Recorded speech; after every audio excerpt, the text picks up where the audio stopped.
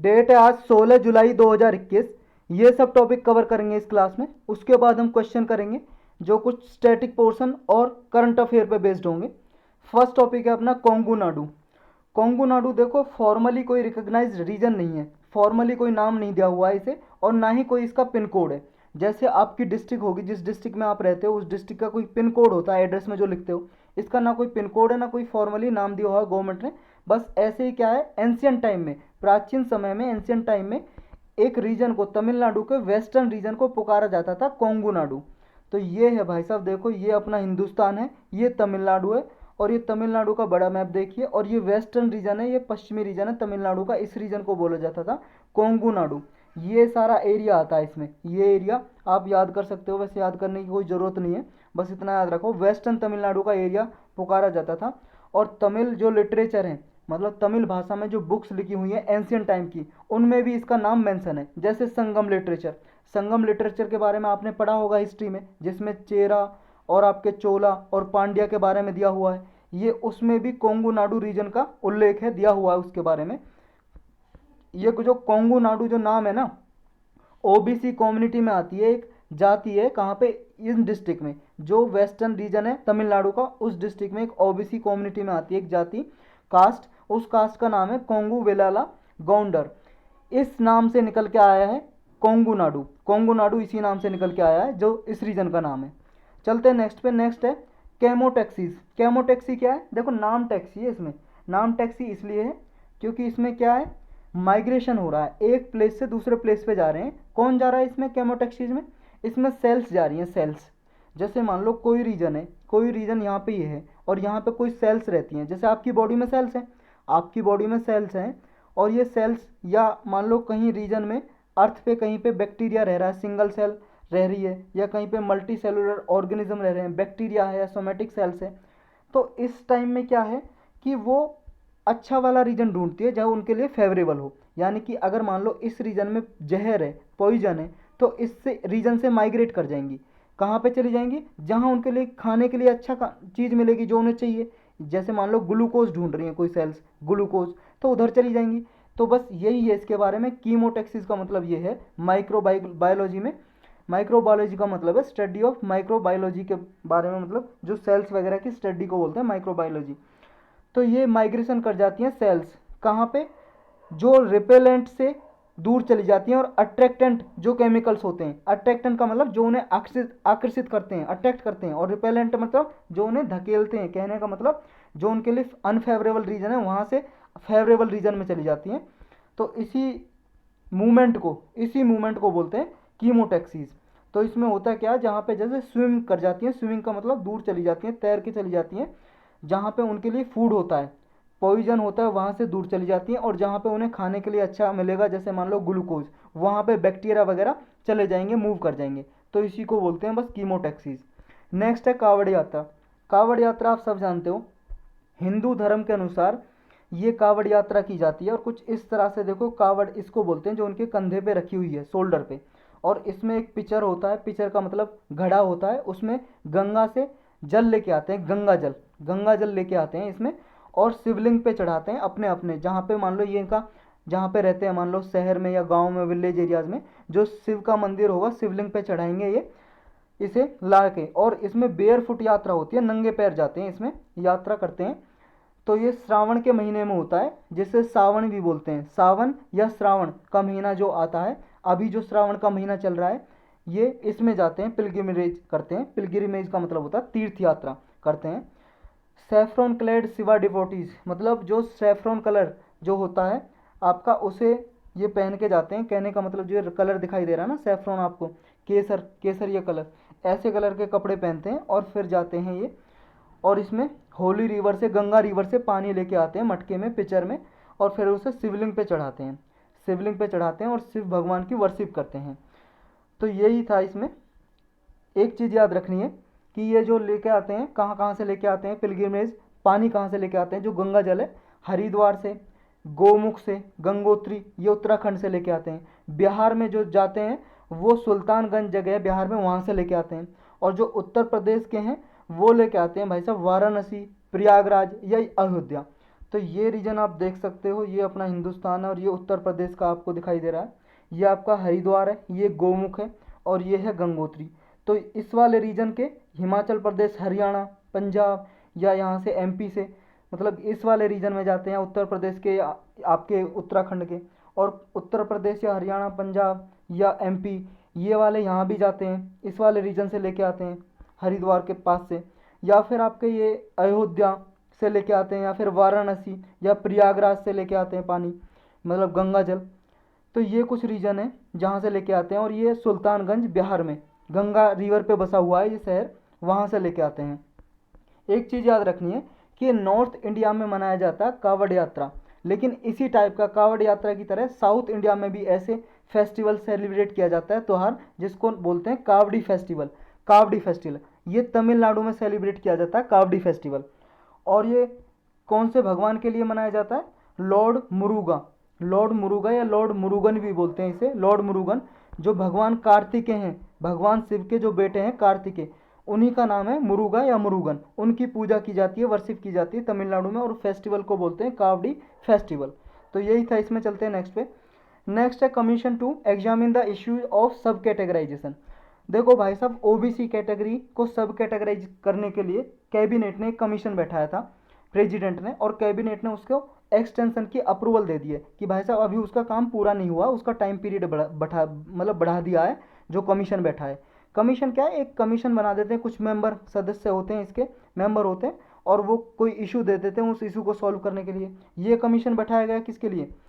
कि जो OBC categories है, अदर बैकवर्ड क्लासेज हैं जो सेंट्रल लिस्ट में, उनकी सब कैटेगराइजेशन की जाए। सब कैटेगराइजेशन का मतलब ये है, जो ओबीसी कैटेगरीज में जो पुअर पीपल हैं, एक्सट्रीमली पुअर पीपल, बहुत ही गरीब लोग, उनको अलग किया जाए कि ऐसी कौन सी जाति हैं जो अलग किया जाए, और जो बहुत ही ज़्यादा रिच हैं ओबीसी कैटेगरीज में उनको अलग किया जाए। तो इनका सब कैटेगराइजेशन हो गया। ओबीसी के अंदर भी गरीब, ओबीसी जो है मतलब ये सोशली और एजुकेशनली बैकवर्ड क्राइटेरिया पे डिवाइड किए जाते हैं ओबीसी कैटेगरी में जो रखा जाता है, या एससी एसटी में रखा जाता है, क्योंकि हमारे संविधान के अनुसार देखो भाई साहब, दो ही क्राइटेरिया हैं, उन्हीं के बेस पे किसी को इन कैटेगरीज में जो रिजर्वेशन दी जाती है उसी के आधार पर दी जाती है। वो दो क्राइटेरिया आपको याद रखने हैं, सोशली एंड एजुकेशनली जो बैकवर्ड है, मतलब सामाजिक रूप से जो बैकवर्ड है, और एजुकेशनली मतलब जिसको शिक्षा नहीं मिली है, शिक्षा का अभाव रहा है। जैसे आपको सबको पता होगा, जो ये वर्णा सिस्टम था, ब्राह्मण, क्षत्रिय और ये वैश्य और शूद्र, इसमें क्या होता था कि जब ये सिस्टम था तो इसमें ब्राह्मण थे, उनको पढ़ने की आज़ादी थी 5 साल से ही, 5 साल से बच्चा पढ़ने के लिए मतलब फ्री था, और जो क्षत्रिय थे उनको 2-3 साल और कम, और जो ये थे क्या बोलते हैं वैश्य, मतलब ये 8 साल में पढ़ने बैठेंगे तो ये 11 साल का हो जाएगा बच्चा तब पढ़ने बैठेंगे। क्यों? क्योंकि ब्राह्मण से 3 साल ये वैसे कम रहेगा, मतलब इसे शिक्षा 3 साल कम मिलेगी, और ये इसका मतलब जो ब्राह्मण कैटेगरी में जो आते थे वो इससे ज़्यादा इंटेलिजेंट रहेंगे, और इंटेलिजेंट रहेंगे तो भाई साहब जब यही तो सारा काम कर सकेंगे, है कि नहीं? इन्हें मतलब सुपीरियर दिखाना था अपने आप को, और इन्हें इन्फीरियर, तीनों कैटेगरीज को। फिर क्षत्रिय से इन्फीरियर मतलब कम दिखाना था वैश्य को, वैश्य को 11 साल में बैठाते थे पढ़ने के लिए, और शूद्र, शूद्र को तो पढ़ने की आज़ादी नहीं थी, जो शूद्र कैटेगरी में था वो इन तीनों कैटेगरी की सेवा करेगा बस। तो क्या है, सोशली और एजुकेशनली जो बैकवर्ड रहा है उसी को रिजर्वेशन दी गई थी, और ओबीसी को इसी आधार पर रिजर्वेशन दी जाती है कॉन्स्टिट्यूशन में। तो इसका जो भाई साहब बहुत ही गरीब लोग हैं वो फ़ायदा नहीं उठा पा रहे हैं अभी भी, जो रिच पीपल हैं, रिच ओबीसी कैटेगरी में, वो फ़ायदा उठा रहे हैं रिजर्वेशन का। तो इसके लिए ही ये कमीशन बैठाया गवर्नमेंट ने आर्टिकल 340 के अकॉर्डिंग। आर्टिकल 340 हमारा जो कॉन्स्टिट्यूशन में, उसके अकॉर्डिंग ये सब कैटेगराइजेशन का कमीशन बैठाया। जो national commission for backward class है कमीशन, इसने प्रपोज किया था कि 2015 में कि सब कैटेगराइजेशन किया जाए ओबीसी कैटेगरी का, क्योंकि ओबीसी कैटेगरी में कुछ कास्ट हैं, पर्टिकुलर जाति हैं जो सिर्फ फ़ायदा उठा रही हैं, पुअर पीपल तो फ़ायदा उठा ही नहीं पाते हैं, तो उन्हें ज़्यादा रिजर्वेशन दी जाए और उन्हें कम दी जाए, ऐसा कुछ क्राइटेरिया बनाने के लिए कहा था। तो 2017 में प्रेसिडेंट ने आर्टिकल 340 के अकॉर्डिंग ये ओबीसी का सब कैटेगराइजेशन करने के लिए जी रोहनी एक जज हैं, उनकी अध्यक्षता में एक कमीशन बैठा दिया। तो आपको याद रखना है जी रोहनी कमीशन किससे रिलेटेड है, यूपीएससी सिर्फ इतना भी पूछ सकता है, किससे रिलेटेड है? सब कैटेगराइजेशन ऑफ बैकवर्ड क्लास। इसमें बैकवर्ड क्लास को, जो एक्सट्रीमली बैकवर्ड क्लास है ओबीसी में, जो बहुत ही गरीब लोग हैं, बहुत ही ज़्यादा बैकवर्ड है, उनको अलग किया जाएगा, और थोड़े जो फॉरवर्ड है, एडवांस हैं, उनको अलग किया जाएगा। तो ये आर्टिकल 340 क्या कहता है, इसमें ये लिखा हुआ है कि इसमें ये जो अपॉइंटमेंट करना है कमीशन की कंडीशन दी हुई है कि जो बैकवर्ड क्लास है उनकी कंडीशन को इन्वेस्टिगेट करने के लिए कोई कमीशन अपॉइंट कर सकते हैं प्रेसिडेंट, इस आर्टिकल के अकॉर्डिंग। तो प्रेसिडेंट ने ये कमीशन अपॉइंट किया जिसमें कुछ पर्सन हैं जो इन्वेस्टिगेट करेंगे कि सोशली और एजुकेशनली बैकवर्ड क्लासेस की क्या हमारे इंडियन टेरिटरी में क्या कंडीशन है। कॉन्स्टिट्यूशनल क्या बेसिस है, देखो आर्टिकल 14 ये बोलता है कि सबको राइट टू इक्वलिटी देता है, इक्वलिटी बिफोर द लॉ, सबको इक्वलिटी देता है, समानता। लेकिन अब आप कहोगे कि इक्वली कैसे हुई, कुछ को तो आप रिजर्वेशन दे रहे हो और कुछ को रिजर्वेशन नहीं दे रहे हो, तो इक्वलिटी नहीं हुई ना। लेकिन भाई साहब आर्टिकल 14 ये भी बोलता है कि unequal can not be treated equally, मतलब जो असमान है उनको इक्वली ट्रीट नहीं किया जाएगा। एक तो भाई साहब मान लो बहुत ही गरीब है, पुअर पीपल है, और एक मान लो अंबानी की फैमिली से आ रहा है, तो आप दोनों को क्या सेम ट्रीटमेंट दोगे क्या, दोनों को सेम ट्रीटमेंट दोगे। तो इसलिए क्या है, ये जो रिच पीपल है, ये पुअर पीपल है, पुअर पीपल को थोड़ा सहायता दी जाए ताकि वो रिच पीपल के मतलब बराबर आ सके। कहने का मतलब ये है भाई साहब, ऑलरेडी जो रिच पीपल है एक तो पढ़ के आया बहुत अच्छे स्कूल में, एक बहुत ही मान लो सरकारी स्कूल में पढ़ के आया जिसमें फैसिलिटी भी नहीं है और टीचर भी अच्छे नहीं हैं, और टीचर अच्छे भी हैं तो वो पढ़ाना नहीं चाहते, वो बस पास हो के आया कैसे कैसे, तो उसको रिजर्वेशन दी जाती है। अब एजुकेशन में भी और जॉब में भी रिजर्वेशन दी जाती है ताकि उसे उनके कैपेबल बनाया जा सके, उनके इक्वल बनाया जा सके। तो ये आर्टिकल 14 को इम्प्लीमेंट करने के लिए ये रिजर्वेशन दी जाती है ताकि कुछ जो पिछड़े हुए लोग हैं उनको अपलिफ्टमेंट किया जा सके।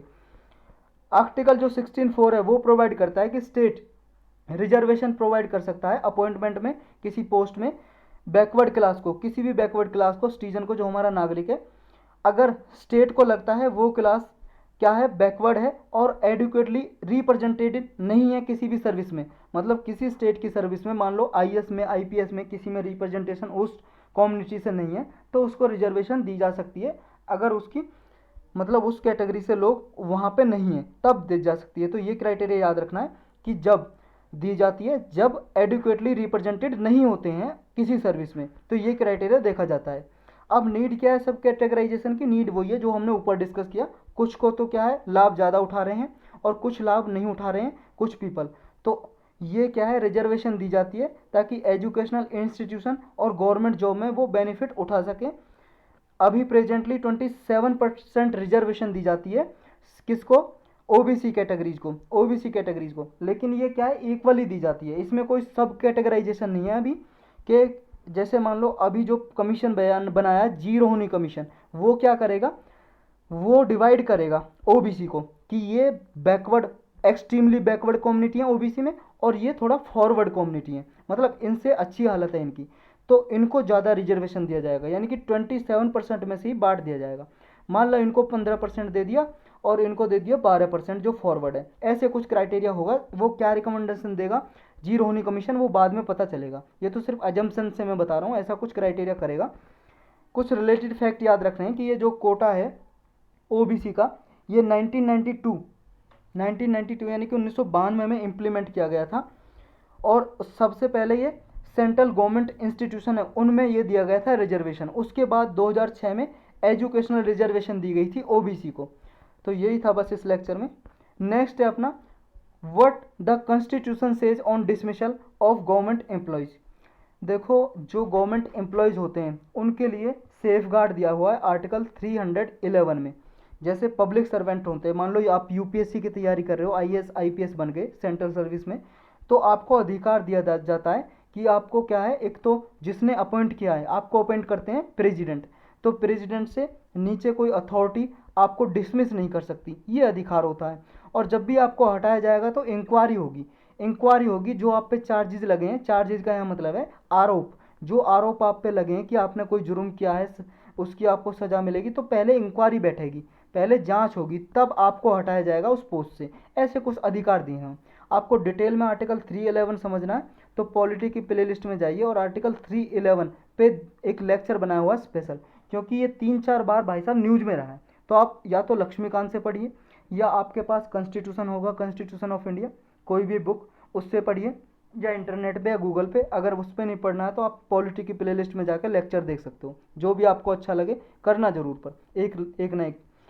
तो ये 311 फिर न्यूज में है। इसमें क्यों न्यूज में है? क्योंकि जम्मू कश्मीर के लेफ्टिनेंट गवर्नर है मनोज सिन्हा, उन्होंने 11 अधिकारियों को, गवर्नमेंट एम्प्लॉयज़ को हटा दिया है अभी। उन पे चार्जेस लगे थे कि उनके टेररिस्ट से लिंक हैं, आतंकवादियों से लिंक हैं उनके, इसलिए उन्हें हटा दिया। ये आर्टिकल यूज किया उन्हें, आर्टिकल 311 क्लाउज 2 सब क्लाउज सी, ये क्लाउज यूज किया है उन्हें हटाने के लिए। तो कॉन्स्टिट्यूशन में प्रोविजन यही है कि आर्टिकल 311 के अकॉर्डिंग कॉन्स्टिट्यूशन डील करता है कि किसी को डिसमिस किया जा सकता है पोस्ट से, रिमूवल किया जा सकता है, हटाया जा सकता है, या उसका डिमोशन किया जा सकता है, रिडक्शन इन रैंक, उसकी रैंक घटाई जा सकती है। जो भी सिविल सर्विस है, या स्टेट का सिविल सर्वेंट है या यूनियन का कोई सिविल सर्वेंट है, उनकी रैंक घटाई जा सकती है। आर्टिकल 311 का ही क्लाउज 2 ये कहता है कोई भी सिविल सर्वेंट को हटाया नहीं जा सकता, या डिसमिस नहीं किया जा सकता, या रिमूव नहीं किया जा सकता, या उसकी रैंक है वो रिड्यूस नहीं की जा सकती, जब तक कि उसकी इंक्वायरी ना हो जाए। इंक्वायरी ना हो जाए, जो भी उस पर चार्जेस लगे तो उसे अपॉर्चुनिटी दी जाएगी भाई साहब अपने बचाव में, कि आपके इंक्वायरी की जाएगी, इन्वेस्टिगेशन होगी, आपके ऊपर जांच होगी, अगर आप पे आरोप सही साबित हुए तो आपको हटाया जाएगा। लेकिन आर्टिकल 311 का ही क्लाउज 2 सब क्लाउज ए ये बोलता है कि कुछ ऐसे एक्सेप्शन है, कि ऐसी मतलब कंडीशन है जिन केस में इंक्वायरी संभव नहीं है। तो उन केस में अगर आप पे क्रिमिनल चार्ज लगे हैं, देखो दो तरह के चार्ज होते हैं, एक तो सिविल चार्ज, आप पे सिविल आरोप लगे, मान लो आपने पे कोई प्रॉपर्टी का मामला चल रहा है, या आप पे कोई ऐसे चार्ज लगे हैं आपने डोमेस्टिक वायलेंस किया है, ये ऐसे सिविल चार्ज होते हैं। आपने मान लो अपनी वाइफ को पीटते हो आप, तो ऐसे चार्ज लगे हैं आप पे डोमेस्टिक वायलेंस के, घरेलू हिंसा के, तो ये सिविल चार्ज हो गए। क्रिमिनल चार्ज हो गए जैसे टेररिस्ट से आपका लिंक है, या फिर मान लो किसी आदमी का टेररिस्ट से नहीं, मर्डर कर दिया किसी ने, तो ये क्रिमिनल चार्ज हो गए। तो ऐसे चार्ज में भाई साहब इंक्वायरी, मान लो ये सेफ गार्ड है इंक्वायरी के, ये अप्लाई नहीं होते। इस केस में क्या है, आपको हटाया जा सकता है। और आर्टिकल 311 अभी देखो जो इनको हटाया ना, कैसे चार्ज लगे थे? क्रिमिनल चार्ज, क्योंकि भाई साहब टेररिस्ट आतंकवादियों से लिंक है, आतंकवादियों से लिंक तो क्रिमिनल चार्ज हो गए ना, आरोप लग गए आपराधिक, तो इसलिए हटा दिया इनको, कोई इंक्वायरी का इन्हें मौका ही नहीं दिया। आर्टिकल 311 क्लाउज 2 सब क्लाउज बी ये बोलता है कि इंक्वायरी का जो सेफ गार्ड दिया गया है ये तब भी अप्लाई नहीं होगा, तब मान लो कोई अथॉरिटी को ऐसा लगे कि इंक्वायरी करना प्रैक्टिकेबल नहीं है, कि इंक्वायरी करना अभी संभव ही नहीं है, तो भाई साहब उन्हें फिर भी हटाया जा सकता है। एक आर्टिकल 311 का ही क्लाउज 2 सब क्लाउज सी ये बोलता है, मान लो जब प्रेसिडेंट या गवर्नर हटा रहे हैं, उन्हें ऐसा लग रहा है, वो सेटिस्फाई हैं, संतुष्ट हैं कि स्टेट के सिक्योरिटी के लिए ये अच्छा नहीं है कि उनकी इंक्वायरी की जाए, इससे मान लो कोई वायलेंस हो सकती है या कुछ हो सकता है, तो ये पब्लिक इंटरेस्ट में नहीं है और स्टेट की सिक्योरिटी के लिए भी खतरा है, सुरक्षा के लिए, तो तब भी उनकी इंक्वायरी का मौका नहीं दिया जाता और हटा दिया जाता है। तो ये कुछ क्राइटेरिया है। लेकिन एक चीज़ याद रखनी है भाई साहब, जैसे किसी आदमी को हटा दिया आर्टिकल 311 के अंदर, तो वो अपना जो है हाई कोर्ट में जाके चैलेंज कर सकता है इस गवर्नमेंट के डिसीजन को। गवर्नमेंट ने जैसे हटाया है तो हाई कोर्ट में जाके वो अपील कर सकता है। हाई कोर्ट ने डिसीजन दे दिया, मान लो इस डिसीजन के खिलाफ सुप्रीम कोर्ट में चला जाएगा फिर, तो ये सेफ गार्ड और भी मिले हुए हैं। तो यही था इसमें। देखो पूरा डिटेल में आपको अच्छे से समझना है तो आर्टिकल 311 आप या तो पढ़ो या फिर लेक्चर देखो पॉलिटी की प्लेलिस्ट में जाके। नेक्स्ट टॉपिक है scheme for promotion of flagging of merchant ships in India. अभी ये स्कीम चलाई है, जो मर्चेंट शिप होते हैं, मर्चेंट शिप मतलब व्यापारी जो होते हैं, व्यापारी जो उनके जहाज होते हैं समुद्र में, इंडिया की जो कोस्टल एरिया उनके पास जो शिप हैं जो ट्रेड करते हैं, व्यापार करते हैं, उनके लिए स्कीम चलाई है कि उनको प्रमोट किया जाए ज़्यादा से ज़्यादा, मतलब गवर्नमेंट इन्हें सब्सिडी देगी, कुछ इंसेंटिव देगी। तो ये कैबिनेट ने अभी अप्रूव दिया है, अप्रूवल दिया है, यानी कि सहमति दी है, इसलिए ये हाईलाइट हुआ में आया। 1624 करोड़ रुपए सब्सिडी के लिए दिए हैं ऐसी shipping companies, Indian shipping companies, कहने का मतलब जो जहाज वगैरह, पानी के जहाज वगैरह चलाती हैं ट्रेडिंग के लिए, उनको दी जाएगी। और ये CPSC और मिनिस्ट्री इनको आइडेंटिफाई करेगी, मतलब जो इंपोर्ट वगैरह करते हैं गवर्नमेंट कार्गो का मतलब है गवर्नमेंट का सामान, कार्गो का मतलब सामान, उनके लिए दिया जाएगा ये सब्सिडी। ये बजटरी सपोर्ट भी इनके लिए प्रोवाइड की जाएगी डायरेक्ट, जो मिनिस्ट्री और डिपार्टमेंट है, जो शिपिंग मिनिस्ट्री है वो इनके लिए बजट में भी कुछ इनमें मतलब सपोर्ट देगी, फाइनेंशियल सपोर्ट मतलब पैसा देगी, इनके लिए मनी प्रोवाइड करेगी। और सब्सिडी सपोर्ट भी दी जाएगी, सब्सिडी सपोर्ट भी दी जाएगी इन्हें। और क्या होगा, जो मान लो ये फ्लेक्सिबिलिटी होगी इसमें अलोकेशन में, इनका एक्सपेंडिचर देखा जाएगा, खर्चा एक साल से लेके दूसरे साल तक कितना खर्चा है, उसी हिसाब से इनको सहायता की जाएगी। और जो शिप मान लो जैसे जहाज हैं जो 20 साल से पुराने हैं और वो चल रहे हैं, वो भाई साहब ज़्यादा पॉल्यूशन फैलाते हैं, उनको हटा दी जाएगा, उन्हें सब्सिडी नहीं दी जाएगी, वो एलिजिबल ही नहीं है। आप चलाओ, मान लो कोई प्राइवेट जहाज है, प्राइवेट शिप है, नहीं दी जाएगी, 20 साल से पुराना है तो। सिग्निफिकेंस क्या है स्कीम के? सिग्निफिकेंस यही है कि ये मान लो भाई साहब जब शिप सब्सिडी दी जाएगी तो ये जो शिप वगैरह चलते हैं गवर्नमेंट के या किसी के भी, तो जो टेंडर ले लेते हैं, टेंडर शिप चलाने के लिए, पानी के जहाज चलाते हैं और इनसे इंपोर्ट एक्सपोर्ट होता है, जैसे सामान की ढुलाई होती है यहाँ पे, तो इन पे क्या है, यहाँ पे रोजगार जनरेट होंगे, जनरेट एम्प्लॉयमेंट। क्योंकि भाई साहब जब ज़्यादा शिप होंगे तो डायरेक्ट एम्प्लॉयमेंट चाहिए शिप को चलाने के लिए, हैंडलिंग करने के लिए। और शिप को ऐसा तो है डायरेक्ट शिप, मान लो ये अपना कोस्टल एरिया है इंडिया का, ये शिप आएगा, शिप ऐसा तो नहीं डायरेक्टली आगे तक ले जाएगा, छोटे एरिया है जो जहाँ पे पानी कम है, जैसे मान लो एक कोस्टल एरिया है, यहाँ पे पानी की गहराई कम है, यहाँ पे शिप नहीं चल सकता ना, यहाँ पे क्या चलेंगी, नाव चलेंगी, नाव बोट चलेंगी, यहाँ पे सिर्फ यहाँ तक आएगा, मान लो पोर्ट बना हुआ है यहाँ तक आएगा पोर्ट से, या पोर्ट से यहाँ तक लेके चला जाएगा, या फिर नाव आएंगी, बोट, बोट में रखा जाएगा सामान। तो जो सी फेरर है, यानी कि जो बोट चलाते हैं इंडियन सी फेरर, उनके लिए भी रोजगार मिलेगा, उनके लिए भी रोजगार मिलेगा भाई साहब। और क्या होगा, जो इसमें क्या है, ट्रेनिंग दी जाएगी, सी फेरर है उनको ट्रेनिंग दी जाएगी, ट्रेनिंग प्रोवाइड की जाएगी, जो यंग इंडियन कैडेट बॉयज़ या गर्ल्स हैं उनको ट्रेनिंग दी जाएगी नाव वगैरह चलाने के लिए, और इनकी एफिशिएंसी इंक्रीज की जाएगी। ग्लोबल लेवल पे ग्लोबल शिपिंग जो होती है, तो इंडियन सी फेरर का जो शेयर है, मतलब अभी क्या है, इंडियन जो नाविक हैं जो ग्लोबल से कंपैरिजन किया जाए पूरे वर्ल्ड में, तो इसका इंडिया का जो सी फेरर का जो शेयर है वो कम है, मतलब नाविक कम है, इनको इंक्रीज किया जाएगा, वर्ल्ड लेवल पे इंक्रीज किया जाएगा, ताकि लोगों को ज़्यादा से ज़्यादा रोजगार भी मिले यहाँ पे इसकी वजह से। जो इंडियन फ्लीट है, इंडियन फ्लीट, फ्लीट का मतलब होता है नौसेना का बेड़ा या फिर नाविक बेड़ा, मतलब नावों का समूह, नावों का समूह को बोलेंगे फ्लीट। जो इंडियन फ्लीट है इनको भी इंक्रीज किया जाएगा, इनसे क्या होगा, डायरेक्ट एम्प्लॉयमेंट जनरेट होंगी, और जो एंसीलरी इंडस्ट्रीज है उनमें भी डेवलपमेंट होगा। एंसीलरी का मतलब है सहायक, सहायक इंडस्ट्रीज, सहायक जो फैक्ट्री वगैरह या कुछ, मान लो जैसे रोजगार मिलेंगे उन्हें शिप बिल्डिंग में, शिप रिपेयर में, जैसे मान लो शिप खराब हो गया तो भाई साहब जो शिप बनाने वाली कंपनी है वो रिपेयर कंपनी, मतलब रिपेयर की फैसिलिटी प्रोवाइड कर रही है, तो उनको भी तो रोजगार मिलेगा, तो इनमें और रिक्रूटमेंट होगा उनके लिए, मैकेनिक के लिए, और बैंकिंग में भी लोन वगैरह लेने के लिए, शिप खरीदने के लिए, तो ये एंसीलरी इंडस्ट्रीज है ना, इनको भी फ़ायदा मिलेगा। अब इनकी ज़रूरत क्या पड़ी है, मेजर्स की जो गवर्नमेंट ने लिए हैं, 1624 करोड़ रुपए अलोकेट किए हैं, जो ज़रूरत इसलिए पड़ी है भाई साहब क्योंकि जो इंडिया का कोस्ट लाइन है वो 7516.6 किलोमीटर की है। ये एग्जैक्ट आपको याद करना, पीसीएस वगैरह के एग्जाम में एग्जैक्ट पीछे पूछा गया, बहुत सारे एग्जाम में ये कई बार पूछा गया। तो इस 7516.6 किलोमीटर की हमारी कोस्ट लाइन है इंडिया की, जिसमें से ये 5422.6 किलोमीटर की मेनलैंड की कोस्ट लाइन है। मेनलैंड का मतलब ये जो इंडिया की मेनलैंड है, ये कोस्ट लाइन यहाँ से लेके यहाँ तक जो ये कोस्ट लाइन है, और 1197 किलोमीटर की ये आइलैंड की कोस्ट लाइन है। आइलैंड दो हैं हमारे, आपको पता है यहाँ पे कौन से, अंडमान निकोबार और लक्षद्वीप, जो इनकी कोस्ट लाइन को मिला दें तो 1197 है, और इंडिया की मेनलैंड की इतनी है, इन दोनों को जोड़ देंगे तो 7501 मतलब 7516.6 किलोमीटर की कोस्ट लाइन है। तो इस पर एक्सपोर्ट इंपोर्ट की जो ट्रेड होती है उसको इंक्रीज करने के लिए ये लिए गए मेजर्स। और 1997 में ही गवर्नमेंट 100% एफडीआई अलोकेट कर चुकी है, मतलब अलाउ कर चुकी है कि शिपिंग इंडस्ट्रीज में, इंडिया की शिपिंग इंडस्ट्रीज में 100% एफडीआई अलाउ है। एफडीआई आप सब लोग जानते हो, फॉरेन डायरेक्ट इन्वेस्टमेंट, मतलब फॉरेन से कोई नागरिक या कंपनी आके यहाँ पे हमारे यहाँ पे इन्वेस्ट करे, मतलब 100% का मतलब ये है खुद अपने जहाज़ लेके आएगी, चलाएगी।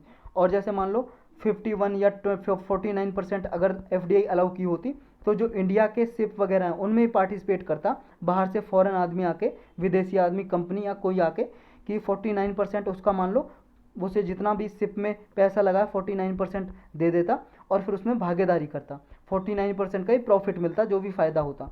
तो ऐसे एफडीआई इसमें 100% तक अलाउ की हुई है, किसमें, इंडियन शिपिंग इंडस्ट्रीज में। करंटली जो इंडिया फ्लीट है वो 1.2%, वर्ल्ड का 1.2% तक कंट्रीब्यूट करता है। इंडियन फ्लीट का मतलब जो नावों का समूह है, नौसैनिक बेड़ा है, ये 1.2% ही है इंडिया का, जो वर्ल्ड फ्लीट का अगर बात करें तो।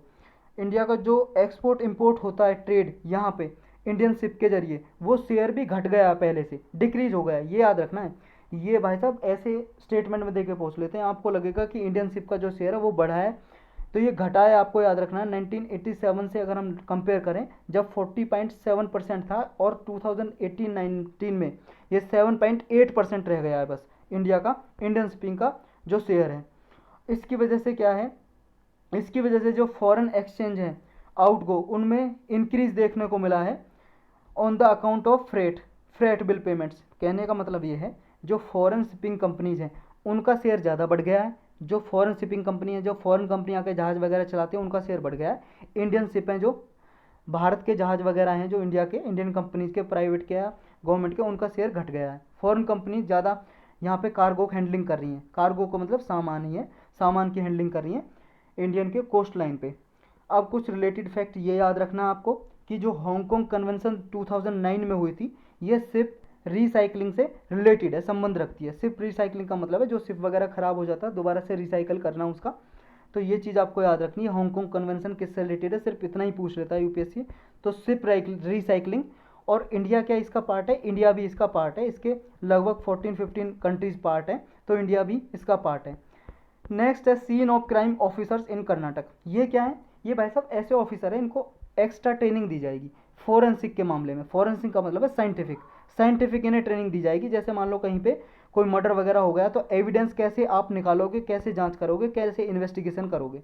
मतलब जैसे मान लो भाई साहब किसी ने मर्डर किया, अगर उसका बाल टूट के गिर गया, सिर का बाल टूट के गिर गया, तो वो भाई साहब जैसे मान लो किसी कोई अधिकारी होते हैं पुलिस के, उन्हें नहीं पता होता कि बाल से भी उसका पता लगाया जा सकता है, क्योंकि जैसे बाल मिल गया उसका डीएनए पता लगा लेंगे, और डीएनए पता लगा के जिसको मान लो शक है जिस आदमी पे, उसका भी फिर उससे सैंपल लेंगे, ब्लड सैंपल या कुछ भी ले लेंगे, उसका बाल ले लेंगे, ब्लड सैंपल, उससे डीएनए निकालेंगे। अगर दोनों का मैच कर गया तो समझ लेंगे भाई साहब आपका बाल जहाँ पे मर्डर हुआ था वहीं पे मिला था आपका बाल, तो आप वहाँ पे थे। अब आप बताओ आपने मर्डर देखा या नहीं देखा। तो ऐसे कुछ सिस्टम है, ऐसी कुछ इन्हें इन्वेस्टिगेशन की अच्छी ट्रेनिंग दी जाएगी इन ऑफिसर को। ये कर्नाटका पुलिस में अभी बनाई जा रहे हैं, लगभग 206 सीन ऑफ क्राइम ऑफिसर ये रिक्रूट किए जा रहे हैं, भर्ती किए जा रहे हैं। सीन ऑफ क्राइम ऑफिसर ये मान लो पोस्ट है, एक एसओसी ऑफिसर होंगे ये स्टेट में। ये क्यों किए जा रहे हैं, इन्हें सब इंस्पेक्टर लेवल पे होंगे, ये सब इंस्पेक्टर की रैंक होगी इन ऑफिसर की। और जो फोरेंसिक साइंस लेबोरेटरीज हैं उनमें इन्हें ट्रेनिंग दी जाएगी। ये ट्रेनिंग किस किस में दी जाएगी, आइडेंटिफिकेशन के लिए, collection preservation of evidence, evidence का मतलब होता है प्रूफ, सबूत निकालने के लिए, क्राइम जहाँ पे हुआ है, अपराध, वहाँ से ये आइडेंटिफाई कर सकें, ऐसी ट्रेनिंग दी जाएगी। और ट्रेनिंग 2 इंस्टीट्यूट में दी जाएगी, यूनिवर्सिटीज़ में। एक तो गांधीनगर में है नेशनल फॉरेंसिक साइंस यूनिवर्सिटी, यहाँ पे ट्रेनिंग दी जाएगी, और एक हैदराबाद में है सेंट्रल फॉरेंसिक साइंस लेबोरेटरी। तो इन 2 यूनिवर्सिटीज़ में इनको ट्रेनिंग दी जाएगी सेंटर में। और इनमें क्या होगा कि एक जो एसओसी होगा, सीन ऑफ क्राइम ऑफिसर, एक यूनिट जो होगी उस यूनिट में 4 से 5 ऑफिसर होंगे ऐसे एक यूनिट में। और ऑल डिस्ट्रिक्ट में, सभी डिस्ट्रिक्ट में, कर्नाटक की सभी डिस्ट्रिक्ट में ऐसे ऑफिसर होंगे। इसके अकॉर्डिंग, कर्नाटक पुलिस के अकॉर्डिंग, ये पूरी कंट्री में ऐसे कर्नाटक ने फर्स्ट टाइम ऐसे ऑफिसर अपॉइंट किए जो एविडेंस वगैरह कलेक्ट करेंगे। और इसमें क्या है, कर्नाटक क्या करेगा, लगभग हर डिस्ट्रिक्ट में एक यूनिट बनाएगा कम से कम। और एक चीज़ याद रखनी है, कर्नाटका हमारे इंडिया में पहला है, लेकिन हमारा इंडिया ही फर्स्ट कंट्री नहीं है ऐसे ऑफिसर बनाने के लिए। लंदन भी 1961 में ऐसे पोस्ट बना चुका है, क्राइम सीन ऑफिसर की पोस्ट बना चुका है अपने वहाँ पे। तो यही था इसमें। नेक्स्ट है अपना यूसी मतलब यूवीसी टेक्नोलॉजी। यूवी का मतलब है अल्ट्रा वायलेट सी। जो अल्ट्रा वायलेट क्या होती है, देखो अल्ट्रा वायलेट किरणें होती हैं, रेज, जो सन है, सन से रेज आ रही हैं, किरणें आ रही हैं, इससे भी अल्ट्रा वायलेट रेज आ रही हैं। ये 3 तरीके की होती हैं, 3 इसे कैटेगरी में डिवाइड किया जाता है। UV ultra violet A category, ultra violet B category, और UVC ultra violet C category. तो ये जो लाइट आती है ना, लाइट में 3 कैटेगरी की डिवाइड किया जाता है इन लाइट को। तो यूवी जो सी है, ये टेक्नोलॉजी यूज की जाएगी, मतलब ये लाइट जो रेज है इसको यूज किया जाएगा किस लिए, डिसइंफेक्शन के लिए। डिसइंफेक्शन का मतलब है जो इन्फेक्शन है उसको मारने के लिए, वायरस वगैरह को मारने के लिए। कहाँ से, बिल्डिंगों में से। अभी न्यूज में इसलिए आया क्योंकि ये पार्लियामेंट में टेक्नोलॉजी यूज की जाएगी, इंस्टॉल की जाएगी जल्दी। जो SARS-CoV-2 वायरस है, यानी कि जो कोरोना वायरस है भाई साहब, जिससे डिसीज हो रही है, कोविड-19 डिसीज, बीमारी ज़्यादा हो रही है, तो ये लगाई जाएगी पार्लियामेंट में। मतलब जो विंडो वगैरह होती है ना पार्लियामेंट की, खिड़की वगैरह, वहाँ पे लगाई जाएगी ये एयर डक्ट में, एयर डक्ट का मतलब वही जहाँ पे हवा निकलने का जो रास्ता है वहाँ पे लगाए जाएंगे ये सिस्टम। ये सिस्टम डेवलप किसने किया है? UVC technology. ये डेवलप किया है भाई साहब CSIR का एक ऑर्गेनाइजेशन है, ये सेंट्रल साइंटिफिक इंस्ट्रूमेंट ऑर्गेनाइजेशन, ये CSIR इसने डेवलप किया है। और CSIR क्या है? Council of scientific and industrial research.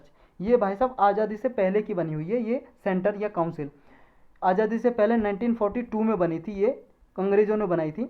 और ये जो मतलब बनाई तो थी हमारे इंडिया के ही नहीं, अंग्रेज़ों के टाइम पे बनी थी, रूल तो अंग्रेजी करते थे ना उस टाइम पे, तो यही माना जाएगा ब्रिटिश गवर्नमेंट ने बनाई थी।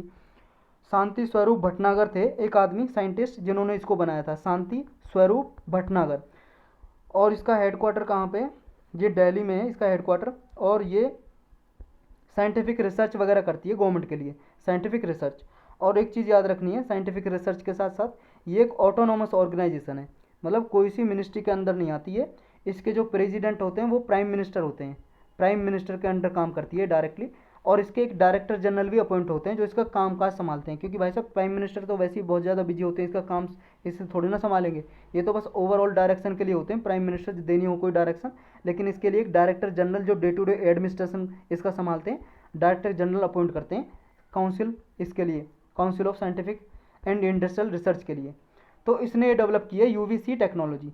ये टेक्नोलॉजी यही है, ये एयर डक्ट में लगाई जाएगी, मतलब जो विंडो वगैरह होंगी, और विरुसाइडल डोसेज दी जाएगी इस टेक्नोलॉजी को यूज करके। विरुसाइडल का मतलब है वायरस को किल कर देगी। साइड जहाँ पे भी लग जाए ना, साइड वर्ड समझ लेना, उस वर्ड में हत्या की बात हो रही है। जैसे आप देखो सुसाइड, सुसाइड साइड का मतलब हत्या, मतलब मारना, और शिव का मतलब अपने आप को, और किसी में भी लग जाए फैट्रीसाइड, जहाँ पे भी ये वर्ड आए समझ लेना कहीं हत्या की बात हो रही है।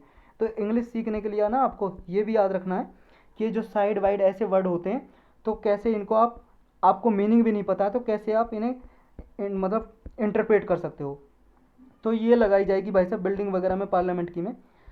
और इस टेक्नोलॉजी में कैसे वायरस को डीएक्टिवेट किया जाएगा, डीएक्टिवेट किया जाएगा, मारा जाएगा, मतलब वायरस को, वायरस आ ही नहीं सकेगा, घुस ही नहीं सकेगा। ये बिल्डिंग वगैरह, इंस्टीट्यूट वगैरह, या एसी बस वगैरह, ऑडिटोरियम, मॉल्स या रेलवेज वगैरह में इंस्टॉल की जा सकती है, यूज की जा सकती है ये टेक्नोलॉजी। ये टेक्नोलॉजी है क्या और कैसे काम करती है?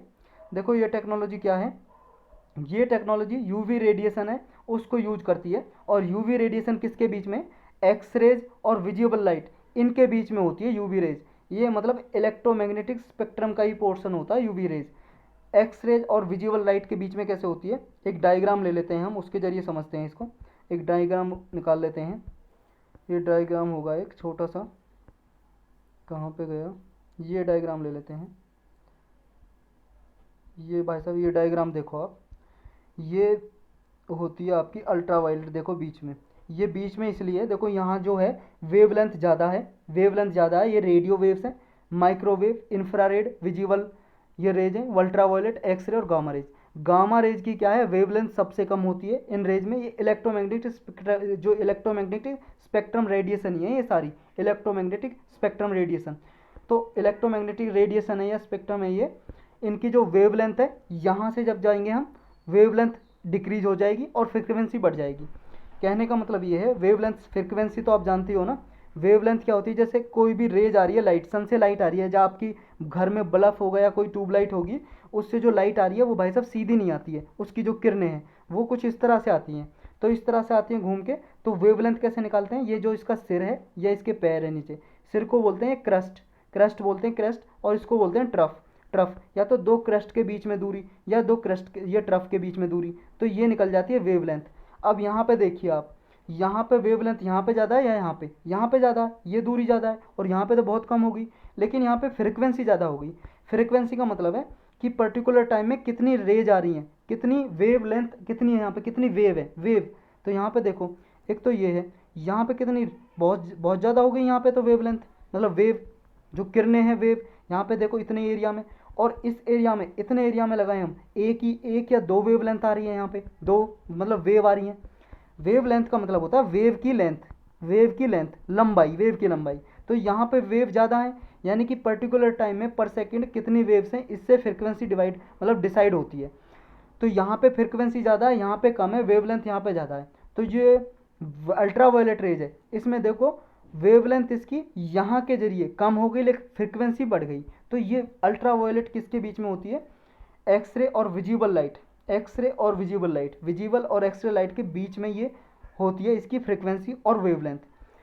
तो ये यूज की जाती है कॉमनली।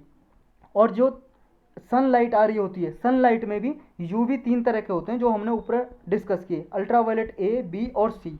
इसमें से भी जो अल्ट्रावायलेट ए है रेज, इसकी लॉन्गेस्ट वेवलेंथ होती है, और यूवी बी और यूवी सी इनकी शॉर्टेस्ट वेवलेंथ होती है इसके कंपैरिजन में। अब इनमें भी यूवी ए और यूवी बी रेज आती है, ट्रांसमिट होती है एटमॉस्फेयर में, और यूवी सी और सम यूवी बी रेज हैं वो अर्थ का जो ओजोन है उनको एब्जॉर्ब कर लेती है। जो भाई साहब हमारा ये अर्थ है, अर्थ के ऊपर एटमॉस्फेयर की लेयर है ट्रोपोस्फेयर, उसके ऊपर है स्ट्रेटोस्फेयर। आप सबको पता है स्ट्रेटोस्फेयर में ओजोन की लेयर मिलती है, मतलब यहाँ पे गैस मिलती है ओजोन। ये क्या करती है जो हार्मफुल, क्योंकि भाई साहब ये यूवी रेज हार्मफुल होती हैं, अगर डायरेक्टली इंसान की स्किन पे पड़े तो इंसान की जो स्किन है, त्वचा, उसको जला देंगी या आंखें खराब कर देंगी या कैंसर हो जाएगा इन पे। तो ये ओजोन लेयर इनको रोक लेती है, ओजोन लेयर रोक लेती है। तो ये ओजोन लेयर को यूवी सी और यूवी रेज को रोक लेती है, लेकिन कुछ यूवी ए रेज हैं वो निकल आती हैं कुछ ओजोन से भी बाहर। तो ये जैसे क्या है, यूवी रेडिएशन है नॉर्मली माइक्रो ऑर्गेनिज्म को किल करती हैं, माइक्रो ऑर्गेनिज्म को, जो मान लो वायरस है, माइक्रो ऑर्गेनिज्म, बैक्टीरिया है, फंगी है, ऐसे जो छोटे छोटे जीव हैं उनको किल कर सकती है। जो यूवीसी है उनको पॉपुलरली बोलते हैं अल्ट्रावायलेट जर्मिसाइडल इरेडिएशन। मतलब इनमें क्या है, कैपेसिटी होती है, क्योंकि इनकी शॉर्ट वेवलेंथ होती है और फ्रिक्वेंसी ज़्यादा होती है, तो जो वायरस वगैरह है इनको इनएक्टिवेट कर सकती है, मतलब मार सकती है, किल कर सकती है, माइक्रो ऑर्गेनिज्म को डिस्ट्रॉय कर सकती हैं। और डीएनए होता है ना वायरस या बैक्टीरिया वगैरह के अंदर, सभी सेल के अंदर डीएनए होता है, डीएनए किसी के अंदर आरएनए, किसी के अंदर डीएनए, या डीएनए आरएनए दोनों, तो इसको डिस्ट्रॉय कर देती हैं और उसको वायरस वगैरह को मार देती हैं, डिसफंक्शनल कर देती हैं। लेकिन जो यूवी जी आई है ये और भी एप्लीकेशन में यूज होती है, जैसे फूड में, एयर में, वाटर इन्फेक्शन के लिए, मतलब फूड वगैरह में बैक्टीरिया वायरस है उनको मारने के लिए भी यूवी जी आई यानी कि यूवी सी रेज यूज होती है। लेकिन ये ह्यूमंस के लिए सेफ़ है क्या? ह्यूमंस के लिए सेफ़ नहीं है, क्योंकि यूवी सी रेज है जो रेडिएशन है ये हमारे स्किन वगैरह, आई वगैरह को नुकसान पहुंचा सकती हैं अगर डायरेक्टली ये कॉन्टेक्ट में आए ह्यूमंस के। तो यही था इसमें, और आज के टॉपिक भी इतने ही थे। अब हम क्वेश्चन करेंगे इस पे बेस्ड। फर्स्ट क्वेश्चन है, रेयर अर्थ एलिमेंट्स जो होते हैं, रेयर अर्थ एलिमेंट्स, इनका क्या क्या फ़ायदा है, कहाँ कहाँ पे यूज हो सकते हैं? एयर पॉल्यूशन है उसको कंट्रोल करने के लिए, जो इलेक्ट्रॉनिक डिवाइसेज हैं उनमें इल्यूमिनेटेड जो स्क्रीन होती है उनके लिए यूज हो सकते हैं, जैसे आपकी डिस्प्ले होगी मोबाइल की, उसके लिए यूज हो सकते हैं क्या? डिफेंस इक्विपमेंट्स में भी यूज हो सकते हैं क्या, मतलब मिसाइल वगैरह बनाने में या हथियार वगैरह बनाने में, या स्पेस टल कंपोनेंट के लिए जो जहाज वगैरह या आपके सेटेलाइट वगैरह ऊपर जाते हैं उनमें भी यूज हो सकते हैं क्या रेयर अर्थ एलिमेंट्स? जी हाँ, सब में हो सकते हैं। आंसर हो जाएगा आपका all of the above, D correct answer हो जाएगा। आपको मौका ही नहीं दिया इसका तो। चलो नेक्स्ट देख लेना आप। नेक्स्ट क्या है, BIMSTEC, bay of Bengal initiative for multi sectoral technology technical and economic cooperation. BIMSTEC एक ऑर्गेनाइजेशन है, आप सबको पता होगा, बहुत बार हमने भी पढ़ी है, स्पेशल लेक्चर भी बनाया हुआ है। अदर इंपॉर्टेंट टॉपिक की जो प्लेलिस्ट है उसमें जाकर देख सकते हो। अब आप इसके बारे में कौन सी करेक्ट स्टेटमेंट है ये बताओ। फर्स्ट कह रही है ये सेक्टर ड्रीवन कोऑपरेटिव ऑर्गेनाइजेशन है। दूसरी कह रही है इसका मेन ऑब्जेक्टिव यानी कि टारगेट, लक्ष्य ये है कि ये टेक्नोलॉजिकल और इकोनॉमिक कोऑपरेशन बढ़ाए साउथ एशिया और साउथ ईस्टर्न कंट्रीज़ हैं, जो साउथ ईस्ट एशियन कंट्रीज़ हैं, मतलब बे ऑफ बंगाल के आसपास जो कंट्री है उनमें कोऑपरेशन सहयोग बढ़ाना इसका काम है इस ऑर्गेनाइजेशन का। इंडिया ने केवल एक बार ही समिट को हेड किया है, होस्ट किया है, मतलब जब भी इसका समिट होती है, मीटिंग होती है, इंडिया ने अभी तक एक बार किया, ओनली वंस। आपको बताना करेक्ट कौन सा है, 2 ओनली, 1 2 1 3, मतलब 2 3 या 1 2 3। भाई साहब ऑल ऑफ दी अब करेक्ट है, डी करेक्ट आंसर हो जाएगा। इंडिया ने केवल एक ही बार किया है इसको हेड, मतलब होस्ट किया है, मेजबानी की है। नेक्स्ट आपको करेक्ट बताना है, लेबर फोर्स पार्टिसिपेशन जो रेट होता है वो हमें ये बताता है कि कितनी परसेंटेज हमारे पॉपुलेशन की काम करना चाहती है। लो लेबर फोर्स पार्टिसिपेशन का मतलब ये है कि इसका मतलब ये है कुछ ही लोग काम करने के लिए, इकोनॉमिक एक्टिविटी में काम करने के लिए उपलब्ध हैं। तो आपको बताना है करेक्ट कौन सा है, 1 या 2 या दोनों सही दोनों गलत। भाई साहब पहला बिल्कुल गलत है, दूसरा सही है, बी आंसर हो जाएगा। पहला गलत क्यों है? देखो भाई साहब लेबर फोर्स क्या होती है पहले ये समझो आप। लेबर फोर्स कौन है? लेबर का मतलब जो काम करेगा, लेबर।